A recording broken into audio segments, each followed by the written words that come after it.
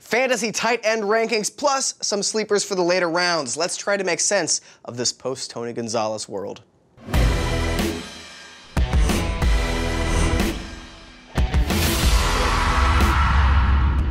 Welcome to Keepers. I'm Matt Ufford, and this is the 2014 preseason fantasy football top 10 tight end ranking and Sleeper Palooza. The top spot, of course, is a no-brainer, Jimmy Graham. In 2013, the Saints All-Pro led the NFL in receiving touchdowns and was almost 3 points per game better than the next tight end. He's above the field in a way that no one else in the game is. He's worth a 7th or 8th overall pick in your draft and a couple spots higher if you've got a PPR league. Graham was the only tight end with more yards than Jordan Cameron last year. Considering Cameron played most of the last season with a rotation of sentient scarecrows at quarterback and no running game to speak of, his 80 catches for 900 plus yards was one of the most impressive feats of the season.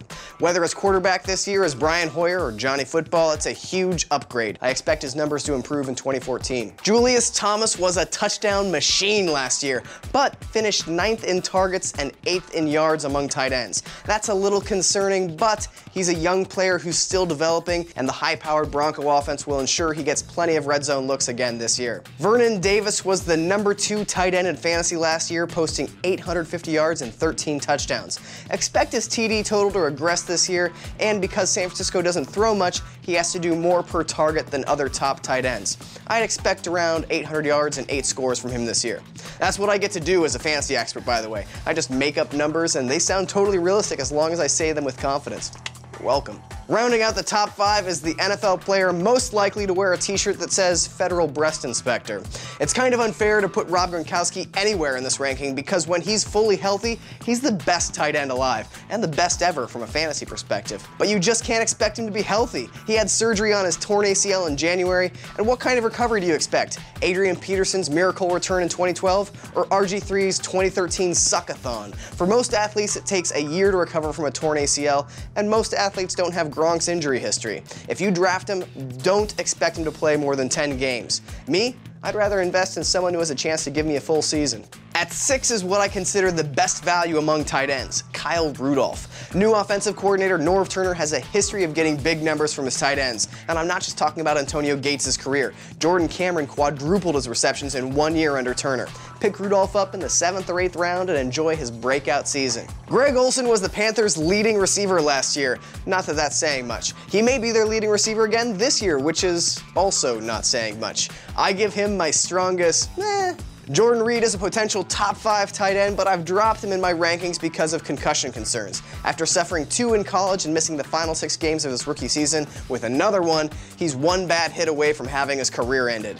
I guess you can say that about anyone in the NFL, but with Reed, the line's a lot thinner. Charles Clay was sometimes the only thing worth liking about the Dolphins' miserable offense last year, and his numbers should improve in Bill Lazor's new scheme. Rounding out my top 10 is Jason Witten, who showed serious signs of slowing down last year. He had his lowest catch, target, and yardage total since 2006, and while his 8 touchdowns were solid, I think it's more reasonable to expect decline than improvement at this point. So there's your top 10. Let's talk a little bit about potential sleepers. Ladarius Green is noticeably absent in my top 10. He's got the talent and tools to be a top tight end in the league. He's going to be a star, but not until Antonio Gates steps aside. Martellus Bennett is one of the more talented tight ends who never seems to put up the numbers he's capable of. And while he's an excellent follow on Twitter, I don't see him getting the red zone looks he needs while Jay Cutler has Brandon Marshall and Alshon Jeffrey to throw to. For you Lions fans excited about Eric Ebron, slow your roll. The history of tight ends making an impact in the rookie season is almost a null set. Rob Gronkowski had maybe the best rookie season for a tight end in NFL history, and he only had 42 catches for 546 yards. Yes, there are big expectations for Ebron, but don't expect too much that first year. Speaking of rookie tight ends, Zach Ertz was one of the better ones last year, becoming a decent waiver pickup in the second half of the year. He'd be in my top 10 if it weren't for the presence of Brent Selleck on the Eagles roster. And finally, keep an eye on Packers training camp. If Richard Rodgers beats out Andrew Quarles for the starting job, he could fill the hole left by Jermichael Finley. Of course, Rodgers is a rookie, so probably not. Better off waiting a year.